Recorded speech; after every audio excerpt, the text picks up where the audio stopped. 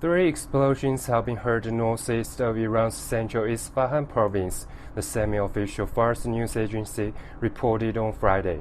The official Islamic Republic news agency reported that Iran activated its air defense system over several cities. Iranian Army's chief commander Mousavi said on Friday that the explosions heard in the central province of Isfahan were due to the shooting down of a number of flying objects by the country's air defense. Restrictions imposed on Friday morning on the operation of a number of airports in several Iranian cities, including Tehran, Isfahan, and Shiraz, have been lifted. There was no damage to Iran's nuclear sites in an attack in northeast of Iran's central Isfahan province, the International Atomic Energy Agency confirmed Friday.